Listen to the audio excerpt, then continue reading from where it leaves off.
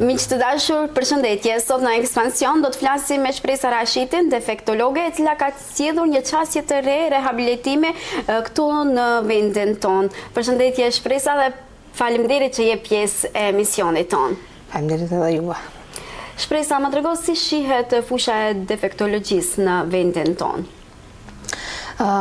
Defektologjia është një fushë me të cilën merren personat, domethënë është një pedagogji e veçantë apo speciale, me të cilën merren personat të cilët duhet jenë shumë personat të cilët kanë para është t'i duan fëmijët dhe nëse keni empati ndaj fëmijëve me nevoja të veçanta, nëse jeni kreativi, nëse jeni të durueshëm, mund të punoni këtë profesion, ndërsa personat të cilët janë të ndjeshëm, nuk kanë durim, edhe personat të cilët nuk kanë durim të punojnë me fëmijët, më mirë është që mos ta punojnë këtë punë, sepse kjo punë mjaft është e vështirë, duhet të kenë shumë durim me fëmijët, duhet të kenë shumë empati, duhet të jenë shumë human, duhet të jenë shumë t'i duan fëmijët me nevoja të veçanta. Prandaj edhe ky profesion nuk është edhe aq i lehtë për ta punuar.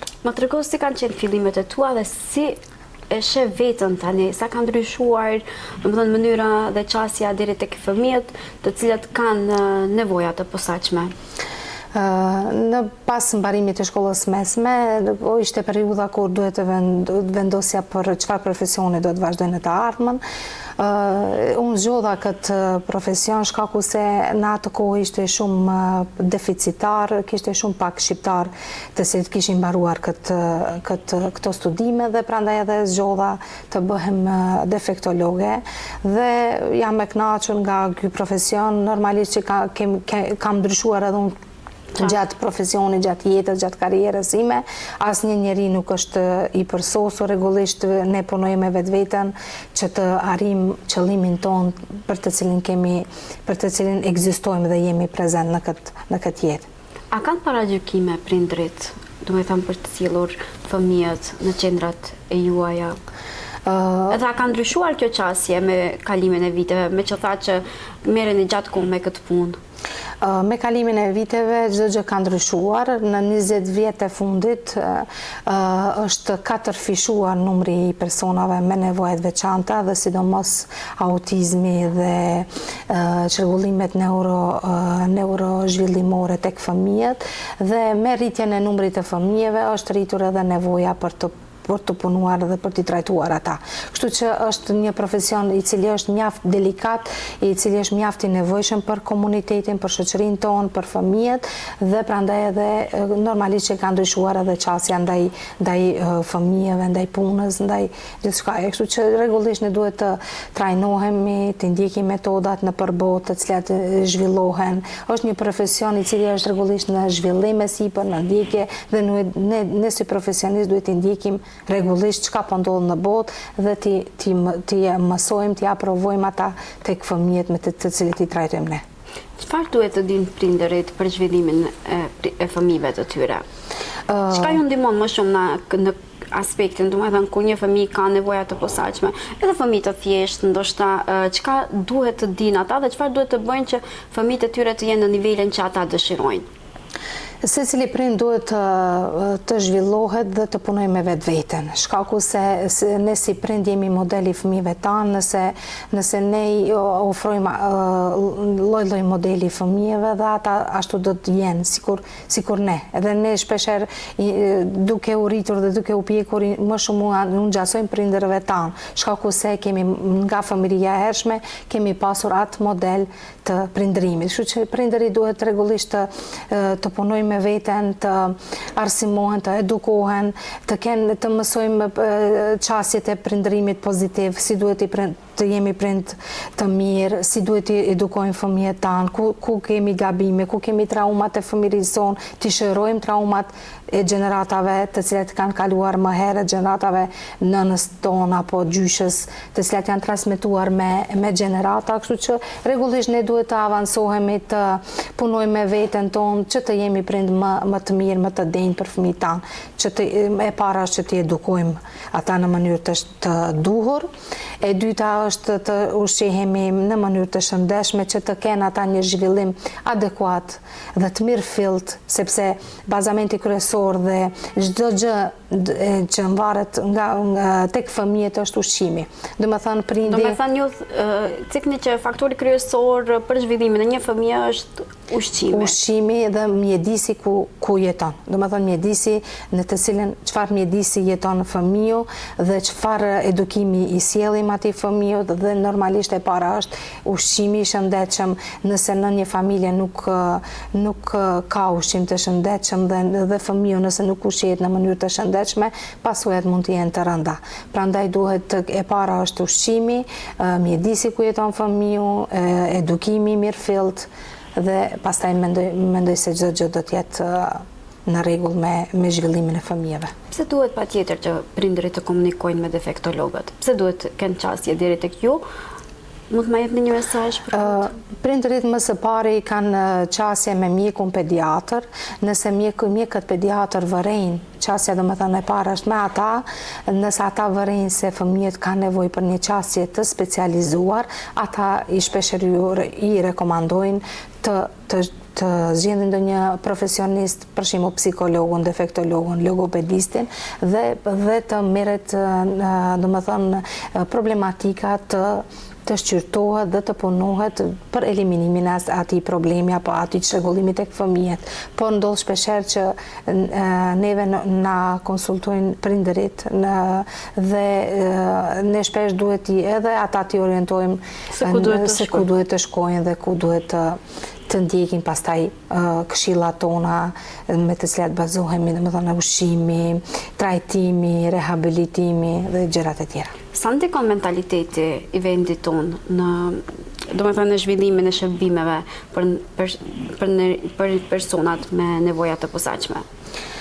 Me ndërgjegjësimin dhe e popullatës, mendoj se çdo gjë ka ndryshuar, tani më nuk është tabu temë që të dërgohet një fëmijë në defektolog apo logoped apo psikolog, shkaku se të gjithë fëmijët tani kanë çrregullime të ndryshme, probleme të ndryshme dhe prandaj nuk është diçka tabu për të ndjekur shërbimet apo trajtimet e nevojshme për fëmijët. A e bën kjo më të lehtë punën tuaj?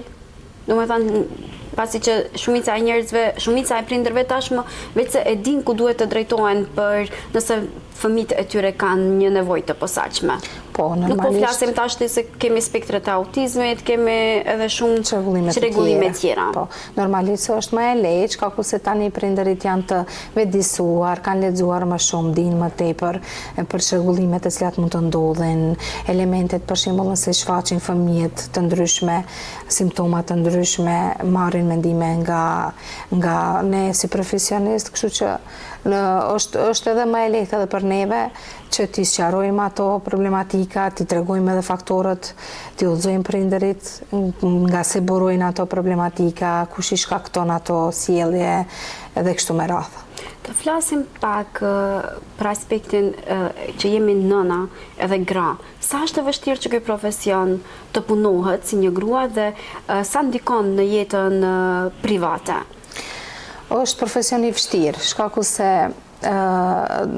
është një profesion që ti duhet të jepësh nga vetja jote. Domethënë çdo gjë buron nga motivimi që e ke nga brenda dhe nga fuqia jote e brendshme për të pasur rezultate tek fëmijët. Kështu që çdo profesion i cili harxhohesh nga vetja, normalisht që është e lodhshme pastaj sepse ne krahas punës dhe profesionit kemi edhe angazhime tjera në familje dhe duhet të vazhdojmë profesionet edhe në shtëpi, kështu që rolin e prindit ta marrim në shtëpi derisa jemi në shtëpi dhe duhet jemi jemi prezente edhe në shtëpi me fëmijët tanë, kështu që normalisht është e lodhshme, por ja që ja kemi dalë. Më trego, a ka mundësi të mjaftueshme për zhvillimin e defektologjisë në vendin tonë? Ka mundësi, pse jo, sepse ekzistojnë edhe studimet për defektologji dhe interesi është shumë i madh, punësimet janë shumë të mëdha për defektolog, kështu që besoj se ka interes edhe nga ana e të rinjeve për të studiuar defektologjinë. Kur ishit juve në fillimet e juaja të studimeve, ka pasur numër të mjaftueshëm të kësaj dege, apo? Ka qenë numri shumë i vogël atëherë, e tani më ka ndryshuar çdo gjë. Shkaku se edhe kemi edhe studimet në gjuhën shqipe në Universitetin e Tetovës dhe numri i studentëve është më i madh dhe normalisht edhe ndërgjegjësimi rritet edhe, domethënë edhe popullsia ndërgjegjësohet, komunitetin tërësi. Çka ju frymëzon juve, më konkretisht të them, për punën që e bëni si defektologe? Frymëzimi normalisht se vjen nga brenda, por ne shpeshherë e potencoj se ne duhet më shumë të punojmë e para me vetveten, të rrisim vetbesimin ton, vetëvlerësimin ton, të punojmë emocionet e tona, të zhvillohemi zhvillim personal të bëjmë, shkaku se rregullisht me pjekuri edhe ndryshon pjekuria joneve na bën ato që jemi dhe domethënë gjërat i kuptojmë më mirë, shkaku se lexon më shumë, arsimohesh më shumë, edukohesh më tepër. Normalisht edhe me kështu vjen edhe pjekja dhe maturimi jon si profesionist. Kështu që rregullisht duhet të lexojmë, të hulumtojmë, të mësojmë, të trajnohemi, të arsimohemi rregullisht pa ndalë. Çka ju frymëzon juve për të qenë e suksesshme në punën tuaj dhe e motivuar, me që tha që ka shumë është në një farë mënyrë një punë stresuese, ka stresin, secila punë ka stresin e saj në vete, por çfarë ju motivon juve për të qëndruar gjithmonë besnike dhe e motivuar në shërbimet tuaja? E para është që ne të jemi funksional në punën tonë dhe të jemi frytdhënës dhe të jemi të krijojmë dhe të jemi të funksionojmë ashtu si duhet. E para është ushqimi i shëndetshëm, të cilën e praktikoj shumë vite më herët dhe e cila është burimi bazë i funksionimit tonë intelektual. Nëse një person nuk ushqehet në mënyrë të shëndetshme, mendoj se edhe funksionimi në çdo fushë të tij do të jetë i mangët. Kështu që e para është ushqimi i shëndetshëm dhe pastaj domethënë mjedisi ku jeton, gjumi i mjaftueshëm, largimi i stresit, emocioneve negative, të menduarit pozitiv. Rregullisht domethënë duhet të punojmë me veten që të jemi edhe ne frytdhënës në punën tonë, të motivojmë të tjerët, të ndikojmë pozitivisht tek fëmijët me të cilët punojmë dhe të kemi rezultate në punën tonë. Kështu që e para e punës është të punojmë me vetveten, që të arrim në e para është ekzistenca jote, nëse çdo gjë nuk është e rastësishme në këtë botë, kështu që çdo gjë duhet nuk jemi rastësisht ne në këtë vend dhe në këtë kohë, prandaj ne duhet më e para është të kuptojmë ekzistencën tonë, për çka ekzistojmë, cili është burimi i energjisë, si duhet të menaxhojmë energjinë tonë, si duhet të menaxhojmë stresin, si duhet të menaxhojmë emocionet, si duhet të ushqehemi, cila është lënda bazë e cila ndikon në aftësitë tona intelektuale, cilat libra na drejtojnë për zhvillim personal, çka është zhvillimi personal, si duhet ne të zhvillohemi, si duhet të mendojmë, të menduarit pozitiv, prindërimi pozitiv, si çfarë prind duhet të jemi ne. Normalisht njëherë duhet të jesh prind i mirë vetë dhe pastaj të japësh këshilla të tjerëve që si duhet mënyrat e prindërimit, mënyrat e të ushqyerit, domethënë modeli ka rëndësi. Nëse ne jemi në model pozitiv për të tjerët, mendoj se edhe shumë ma lehtë pastaj edhe përçohet energjia të cilën ne posedojmë, dituria të cilën ne posedojmë dhe e shprehim, ua tregojmë të tjerëve atë që kemi lexuar, që kemi hulumtuar, që ta marrin të tjerët nga ne. Si e keni përjetuar ndonjë moment, nëse mund të na ndash, domethënë kur keni parë progres tek pacientët tuaj, sidomos kur bëhet fjalë për ndonjë pacient që ka nevojë të posaçme dhe ju keni parë që ka përmirësim tek ai? Kemi shumë rastet tek fëmijët, sepse nëse punohet në mënyrë të mirëfillt, nëse jepen këshillat e duhura, normalisht do të kemi rezultate. Rezultate kemi shumë në qendrën tonë tek fëmijët e vegjël, sepse është me rëndësi të potencohet trajtimi i hershëm prej 0 deri në 5 vjeçësh, do të thënë intervenimi i hershëm është periudha më delikate e fëmijërisë, atëherë kur ne mund të bëjmë ndryshimet, atëherë kur ne mund të bëjmë ndryshime tek fëmijët në aspektin pozitiv, si në zhvillimin gjysor, si në zhvillimin psikofizik, emocional, social, edukativ, çdo gjë mund të arrijmë në këto deri në moshën 5 vjeçare. Dhe pastaj pas kësaj moshe çdo gjë është më e vështirë, shkaku se një fëmijë është rritur, truri i fëmijës pjeket dhe maturohet 80% deri në moshën 5 vjeçare. Kështu që kjo periudhë është shumë e rëndësishme e me fëmijët të cilët kemi punuar deri në këtë periudhë kemi pas shumë sukses dhe normalisht gëzimi është i papërshkrueshëm. Është një profesion i cili nuk ka çmim. Këtij profesioni nuk mundesh ti vendosish një çmim që është ky çmimi apo është kjo vlera, sepse për këtë punë nuk ekziston ndonjë çmim, sepse bëhet fjalë për fëmijë. Fëmiu për prindin është diçka e pazëvendësueshme, e cila nuk ka çmim, domethënë dashuria ndaj prindit ndaj fëmijës.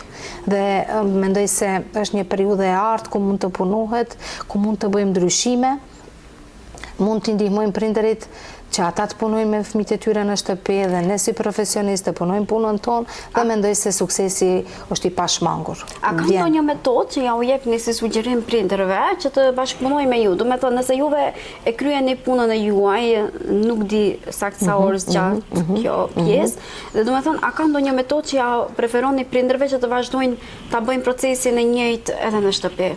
Në shtëpi është mjafton prindit jetë prezent me fëmijën dhe rregullisht unë jap këto këshillat të gjithë prindërit. Prezenca e prindit është shumë e nevojshme, koha të cilën e kushton fëmijës të tij është shumë e nevojshme, por koha edhe të cilën e kushton prindit duhet të jetë cilësore, jo prindit të qëndron në pajisje në telefon, normalisht edhe fëmiu pastaj do të kërkon telefon dhe do të thënë modelit të cilin e japim në fëmijët është shumë e rëndësi.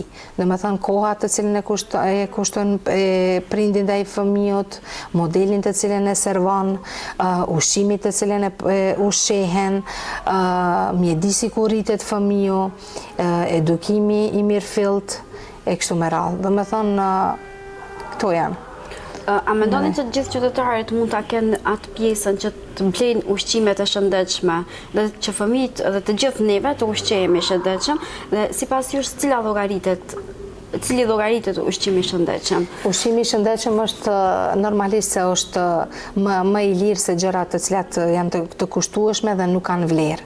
Do të thënë ushqimet me vlera ushqyese janë proteinat, janë do të thënë perimet, frutat, ndërsa ushqimet e pashëndetshme të cilat shpesh herë fëmijët i konsumojnë janë sheqernat, ëmbëlsirat, të cilat janë të kushtueshme, pijet me sheqer, pijet energjike, do të thënë ushqimet e pa vlera ushqyese, ushqimet nga marketi, të cilat i dëmtojnë fëmijët shumë. Këshilla ime e parë është domethënë ushqimi të jetë sa më i shëndetshëm dhe gjërat e tjera pastaj vinë me radhë, domethënë pastrimi i fëmijës nga metalet e rënda, pastrimi nga kandida, nga parazita, domethënë pjesa biomedicinale e këtij profesioni. Domethënë unë shpesh i sugjeroj prindërit që të rregullojnë mikrobiomën e fëmijëve, të rregullojnë truri i parë tek fëmijët dhe tek të gjithë ne është zora. Domethënë është stomaku jon. Domethënë gjërat të cilat ne i konsumojmë, ato edhe jemi. Domethënë ne jemi ato nga ajo çka ham. Domethënë ushqimi është primar dhe prandaj duhet kujdesemi shumë sepse ka rol shumë të veçantë. Sa e keni mirë kuptimin e familjes në aspektin e punës tuaj? Domethënë bashkëshortët dhe fëmijët e juaj, sa ju kuptojnë në këtë pjesë? Prindërit, ne si prind mundohemi që të kohën në të cilën jemi në shtëpi dhe kemi kohë të ndajmë me fëmijët tonë, duhet rregullisht të potencoj se duhet të jemi aty për ata, por ja që shpeshherë është e rëndë sepse lodhemi edhe ne psikikisht dhe fizikisht, që është e vështirë, por me ndihmën e bashkëshortit, me ndihmën e fëmijëve të mi, i kryem punët tona që i kemi në shtëpi, dhe ja që ja kemi dalë deri tash. A ka sfida ky profesion? Do me thënë, si grua, si nën dhe si një bashkëshorte që jeni, sa është sfiduese kjo pjesa e të qenurit në punë dhe të qenurit në shtëpi? A ju merr kohë, do me thënë, kjo pjesa që ndoshta kur jeni në shtëpi mendoni për ndonjë pacient, për ndonjë rast, edhe emocionalisht mund të përcjellet edhe në shtëpinë tuaj? Duke u pjekur dhe duke maturuar ne si profesioniste zhvillohemi dhe mundohemi të bëjmë diferencimin. Kur jam në punë, jam 100% në punë dhe harroj se ekziston ndonjë gjë tjetër, ndërsa kur jam në shtëpi harroj se ekziston dikush tjetër për pas fëmijëve të mi dhe familjes time. Kështu që duhet të bëjmë atë diferencimin në vendin ku je dhe për kushtimin të cilën e bën. Sa po edhe atë një mesazh të bukur që të jetojmë aty ku jemi, do me thënë të jemi prezent aty ku jemi, nëse jemi në punë, të jemi 100% të përkushtuar në punë, dhe nëse jemi në familje, duhet të përkushtuemi 100% në familje. Kështu shpesh ndodhet edhe kundërta, por unë mundohem që ti respektoj këto rregulla në vetveten time, shkaku se është e rëndë të jetosh me këtë profesion, ta kesh mision të jetës, ta duash këtë punë, ti duash këto fëmijë, është e rëndë sepse ngarkohemi edhe ne emocionalisht, ngarkohemi shumë psikikisht dhe duhet të dim si të largojmë energjinë tonë, do me thënë lodhjen psiqike, të menaxhojmë emocionet tona, që mos të futen në brendësinë tonë, shkaku se shpeshherë edhe mund të na damtojnë edhe neve. Kështu që shpeshherë është shumë e vështirë, por ja që ja kemi dalë duke punuar me veten, duke u marrë me veten më shumë, duke larguar emocionet të cilat na ngarkojnë neve gjatë ditës dhe duke u marrë edhe me gjërat e tjera të cilat na presin në shtëpi. Shpresa, cili do të ishte mesazhi yt për prindërit që kanë fëmijë me nevoja të posaçëm, për prindërit që kanë fëmijë, domethënë që janë duke u zhvilluar në mënyrë normale dhe për të gjithë ata që juve ju ndjeken? E para është për prindërit të cilët kanë fëmijë me nevoja të veçanta, kisha pas një apel deri tek ata, shkaku se ata janë më emocionalisht më të ngarkuar dhe më të prekur, psikofizikisht janë shumë të lodhur, kështu që e para është pranimi. Nëse ata i kanë pranuar fëmijët e tyre ashtu si janë, unë mendoj se shumë është 100% e punës. Domethënë, prindërit duhet t'i pranojnë fëmijët ashtu si janë, me anët pozitive dhe me anët negative të cilat i kanë ata, me vështirësitë të cilat i kanë, me pengesat të cilat i kanë, dhe kështu e kanë më lehtë t'i kalojnë ato. Ndërsa shpeshherë unë edhe merrem edhe me prindërit të cilët kanë fëmijë me nevoja të veçanta dhe është puna ime të merrem edhe me prindërit, shkaku se ata janë shumë të ngarkuar, të mërzitur, nuk është e lehtë të kesh një fëmijë me nevoja të posaçme, është shumë e vështirë, prandaj duhet rregullisht ne të fusemi në lëkurën e tjetrit, të jemi empatik, të kuptojmë ata, t'u lehtësojmë atyre ngarkesën që ato e kanë, sepse ata duhet të jetojnë me këta fëmijë. Ne punojmë dhe shkojmë në shtëpi, ndërsa ata janë 24/7 me fëmijët e tyre, kështu që e kanë shumë të vështirë. Prandaj duhet rregullisht edhe ata të punojnë me veten, të merren me veten më shumë, shkaku se pastaj mund të vinë edhe sëmundje të ndryshme tek vet ata, nëse ata nuk janë të përgatitur psikikisht. Për prindërit kam një mesazh që më shumë të merren me fëmijët, t'i kushtojnë kohë fëmijëve të tyre, të jenë modeli më pozitiv që mund të mund ta përçojnë tek fëmijët e tyre, shkaku se fëmijët ndjekin modelin ton, ndjekin ato që ne i përçojmë tek ato, domethënë sjelljet e tona, mënyra se si ne ju flasim fëmijëve shndrohet në zërin e tyre të mbrendshëm. Domethënë ata flasin me vetveten në mënyrën si ne u flasim atyre. Kështu që shumë është e rëndësishme si u flasim fëmijëve, sa merrem me ato, me fëmijët tanë, sa ndikojmë ne në vetbesimin e tyre, sa ndikojmë në vetvlerësimin e tyre, sepse ata duhet ta vlerësojmë ne para veten, ta motivojnë veten për gjërat të cilat i kanë, për punët e tyre, për aktivitetet në shtëpi, për ushqimin e shëndetshëm, si duhet edhe ne duhet jemi ata të cilët duhet të punojmë edhe me fëmijët tanë, se si duhet të ushqihen, cila është mënyra e shëndetshme e lifestyle-it të tyre, domethënë edhe sepse të gjitha këto ndikojnë në aftësitë e tyre psikofizike, intelektuale e kështu me radhë. Shpresa, tani unë kam disa pyetje të shkurtra, dhe të cilat pres përgjigje të shkurtra edhe nga ana yte.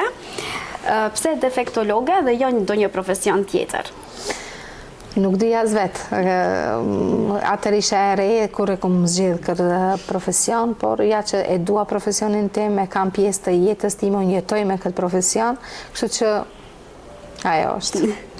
Cili profesionist të shëndetësisë do të konsultoheshe për këshilla të tjera, do më thënë në përgjithësi? Fëmijët profesion. Cilit profesionist të shëndetësisë do të konsultoheshe për këshilla të tjera? Normalisht me ndonjë neuropediatër, me ndonjë neurolog të fëmijëve, me ndonjë psikiatër të fëmijëve, por shpesher edhe lexoj shumë, hulumtoj shumë edhe në atë pjesë, kështu që shpesher i udhëzoj prindërit. E para është të ndjekin ndonjë dietë të nutricionistit, apo të shkojnë për këshillime dhe kontrollat të ndryshme në neuropediatër, në endokrinolog për fëmijë, apo ndonjë psikiatër për fëmijë. Sekreti i defektologjisë, çka është? Sekreti nuk ka ndonjë sekret specifik, është një profesion i cili është mjaft human, duhet të jesh empatik dhe shumë durim. Çka do të thotë sukses për ju dhe në çfarë rasti?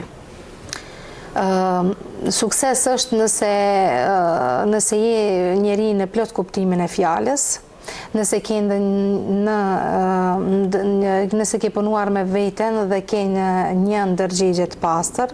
Çka do të thotë ndërgjegja? Ndërgjegja është një zë i cili zë shpirtëror dhe prek shpirtin ton, intuitën ton, dhe nëse ne kemi punuar me veten deri në atë pikë, në rregullimin e ndërgjegjes ton, çdo gjë është patjetër që është shumë më e lehtë. Nëse ne jemi e para jemi të ndershëm, jemi të ndërgjegjshëm në punën tonë, në profesionin tonë, mendoj se suksesi vjen vetë. Ku kishit dashur që të zhvillonit aftësitë tuaja? Aftësitë e mia, unë mendoj se rregullisht duke punuar me veten i kam zhvilluar rregullisht edhe i zhvilloj aftësitë intelektuale, aftësitë të menduarit pozitiv, aftësitë e zhvillimit personal, si duhet të zhvillohemi, sepse ne rregullisht jemi qenie njerëzore të cilët mësojmë çdo ditë, lexojmë çdo ditë, hulumtojmë çdo ditë, e përmirësojmë veten rregullisht, sepse nëse ne nuk përmirësohemi, atëherë përkeqësohemi. Domethënë rregullisht duhet të përmirësojmë veten, të përmirësojmë punën tonë dhe pastaj edhe do të kemi sukses në jetë. Dhe një mesazh për gjithë ata prindërit që janë duke u ballafaquar me ndonjë sfidë në jetë. Unë mendoj se sfidat janë pjesë e jetës, sfidat na bëjnë më të fortë, sfidat na bëjmë të jemi më të mirë se dje, dhe sfidat na bëjmë të dallojmë nga tjetri. Domethënë asnjë njeri nuk i ka sfidat e njëjta, prandaj duhet të pranojmë sfidat tona, të kalojmë ato dhe të ngritemi sërish. Shpresoj të uroj shumë suksese në fushën e defektologjisë dhe uroj që të sjellësh sa më shumë të reja në këtë fushë dhe t'ju ndihmosh atyre që me të vërtetë kanë nevojë për ju. Dhe për profesionist si ju. Faleminderit shumë edhe juve. Të dashur miq, faleminderit që na ndoqët. Deri në takimin tonë të radhës, mirëmbëqjet.